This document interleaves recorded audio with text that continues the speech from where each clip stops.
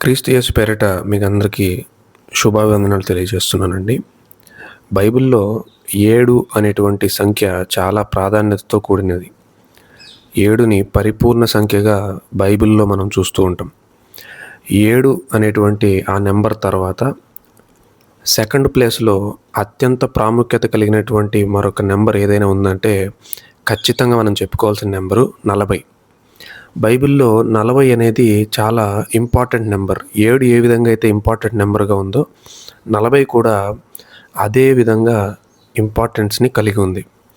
ఈ 40 అనేది ఎక్కడెక్కడ మనకు కనిపిస్తుంది బైబిల్‌లో అనేది ఈ తరగతిలో మనం నేర్చుకుందాము. ముందుగా జలప్రళయ సంఘటనను మనం ఒకసారి గమనిస్తే ఆదికాండము 7వ అధ్యాయము 11, 12 వచనాలు మనం ఒకసారి చూడాలి. నోవహు వయస్సు యొక్క 600 సంవత్సరము 2వ నెల 17వ దినమున మహా అగాధ జలముల ఊటలన్నీయు ఆ దినమందే విడబడెను. ఆకాశము తూములు విప్పబడెను. 40 పగలును 40 రాత్రులను ప్రచండ వర్షము భూమి మీద కురిసెను. అంటే దేవుడు మానవాళి మొత్తాన్ని శిక్షించడానికి జలప్రళయాన్ని రప్పించాలి అని నిర్ణయించుకున్నప్పుడు దేవుడు తీసుకున్నటువంటి కాలం ఎంత అంటే 40 డేస్, 40 రాత్రులు 40 పగళ్ళు. ఇక్కడ 40 అనేది మనకు కనిపిస్తుంది.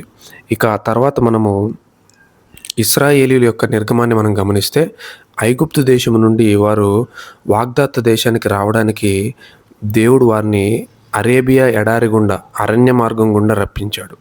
దానికి పట్టినటువంటి కాలం ఎంత అంటే 40 సంవత్సరాలు. ఈ విషయం మనము ద్వితీయోపదేశకాండము 2వ అధ్యాయము 7వ వచనంలో మనం గమనించవచ్చు. ఈ గొప్ప అరణ్యములో నీవు ఈ 40 సంవత్సరములు సంచరించినటువంటి సంగతి ఆయన ఎరుగును. అంటే 40 సంవత్సరాలు వారిని దేవుడు నడిపించాడు. 40 సంవత్సరాలు ఎందుకు దేవుడు తీసుకున్నాడు అని అంటే దేవుడు ద్వితీయోపదేశకాండం 8వ అధ్యాయము 2వ వచనంలో చెప్తున్నాడు చూడండి.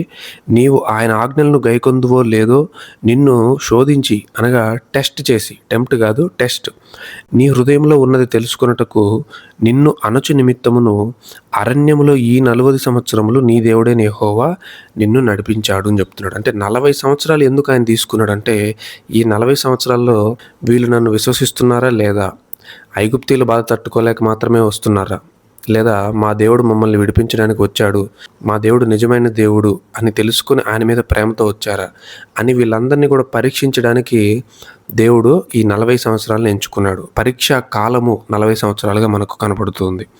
అదేవిధంగా మోషే గారికి ధర్మశాస్త్రం ఇవ్వడానికి, తన ఆజ్ఞల్ని ఇవ్వడానికి దేవుడు ఎంచుకున్నటువంటి నెంబర్ కూడా 40 కనపడుతుంది చూడండి.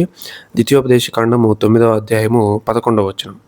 ఆ 40 పగళ్ళు 40 రాత్రులు గడిచినప్పుడు యెహోవా నిబంధన సంబంధమైన పలకలైన ఆ 2 రాతి పలకలను నాకు అప్పగించారు అని చెప్తున్నాడు. అంటే ఆ పలకలను అప్పగించడానికి దేవుడు ఎంత కాలం ఉండమన్నాడంటే 40 డేస్ నువ్వు ఇక్కడ ఉండాలి అని చెప్తున్నాడు. ఇక్కడ కూడా 40 మనకు కనిపిస్తుంది. తర్వాత 40 అనేది శిక్షాకాలము. మరొక సందర్భంలో కూడా దేవుడు చెప్తున్నాడు, 40 దెబ్బలు కొట్టింపవచ్చును, అంతకు మించి నువ్వు కొట్టించకూడదు అని చెప్తున్నాడు. ద్వితీయోపదేశకాండం 25వ అధ్యాయము 3వ వచనం. అంటే 40 రాత్రింబగళ్ళు ఏ విధంగా అయితే శిక్ష జలప్రళయంలో వచ్చిందో ఇక్కడ ఒక మనుషుల్ని శిక్షించడానికి దెబ్బలు కొట్టాల్సి వచ్చినప్పుడు ఎన్ని కొట్టాలి మ్యాక్సిమం అంటే 40 అని చెప్తున్నాడు దేవుడు. అంతేకాకుండా ఇశ్రాయేలీలు దేవుని దృష్టికి తప్పు చేసినప్పుడు వారిని ఎంతకాలం శత్రువుల చేతికి అప్పగించాడు అని మనం గమనిస్తే న్యాయాధిపతుల గ్రంథము 13వ అధ్యాయము 1వ వచనం మనము చూడాలి. అందులో ఇశ్రాయేలీలు మరలా యెహోవా దృష్టికి దోషులు కాగా యెహోవా 40 సంవత్సరములు వారిని ఫిలిష్తీయుల చేతికి అప్పగించను. ఇక్కడ కూడా శిక్షా కాలముగా మనకు 40 కనపడుతుంది. పరీక్షా కాలంగా 40 కనపడింది, శిక్షాకాలంగా 40 కనపడింది. మోషే గారికి వాక్యం ఇవ్వడానికి పట్టినటువంటి కాలం కూడా 40 మనకు కనపడుతుంది. అంతేకాకుండా మరొక సందర్భాన్ని చూడండి. యోనా గారి సందర్భంలో నినెవే నాశనం అవుతుంది అని చెప్పడానికి దేవుడు ఎంతకాలం ముందుగా వాళ్ళకి ఆ గ్రేస్ పీరియడ్ ఇచ్చాడు అంటే 40 దినములు. యోనా గ్రంథము 3వ అధ్యాయము 4వ వచనం. యోనా ఆ పట్టణంలో ఒక దిన ప్రయాణం అంత దూరం సంచరించుచు ఇక 40 దినములకు నినెవే పట్టణం నాశనం అవుతుందని ప్రకటించాడు.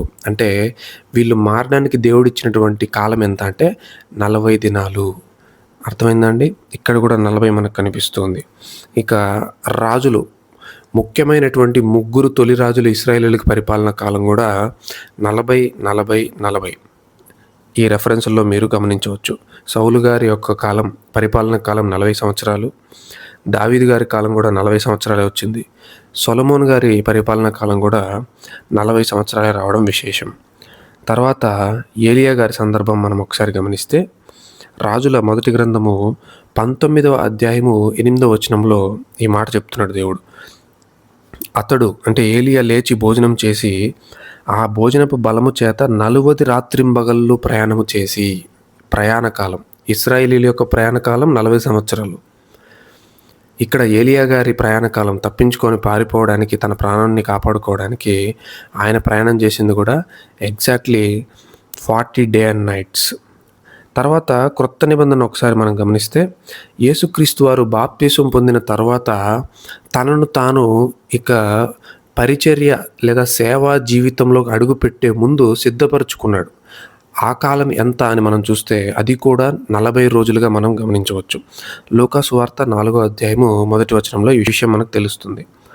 యేసు పరిశుద్ధాత్మ పూర్ణుడై యోర్దాను నది నుండి తిరిగి వచ్చి 40 దినములు అన్నాడు. చూడండి, 40 దినములు ఆత్మ చేత అరణ్యములో నడిపింపబడి అపవాది చేత శోధింపబడుచుండెను.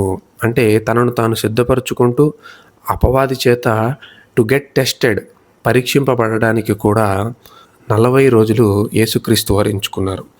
అలాగే మరొక సందర్భాన్ని మనం చూస్తే చివరిగా పరలోకానికి వెళ్ళిపోయే ముందు యేసుక్రీస్తు వారు ఎంతకాలం పునరుత్థానం తర్వాత మనుషుల మధ్య ఉన్నాడు అంటే అది కూడా 40 రోజులు. చూసారా, 40 అనేది మనకు ఎంత బాగా కనబడుతుందో బైబిల్లో. దేవుడు ఎంచుకున్న ఒక ఇంపార్టెంట్ నెంబర్గా కనబడుతుంది. ఆయన శ్రమపడిన తర్వాత 40 దినముల వరకు వారికి అగుపడుచు దేవుని రాజ్య విషయములను గూర్చి బోధించుచు అనేక రుజువులను, ప్రమాణములను వారికి చూపి తన్ను తాను సజీవుడిగా కనపరుచుకొనెను. 40 దినములు అన్నాడు ఇక్కడ కూడా. అపోస్తుల కార్యాలు 1వ అధ్యాయము 3వ వచనం. ఈ విధంగా పరీక్షా కాలముగా, శిక్షా కాలముగా, సిద్ధపరచుకునే కాలముగా 40 అనేది మనకు బైబిల్లో చాలా తరచుగా కనపడుతుంది, దేవుడు ఎంచుకున్నటువంటి నెంబర్గా. 7 ఏ విధంగా అయితే ఒక ముఖ్యమైన ప్రాముఖ్యత కలిగినటువంటి సంఖ్య, బైబిల్లో 40 కూడా ప్రాముఖ్యత కలిగినటువంటి సంఖ్య.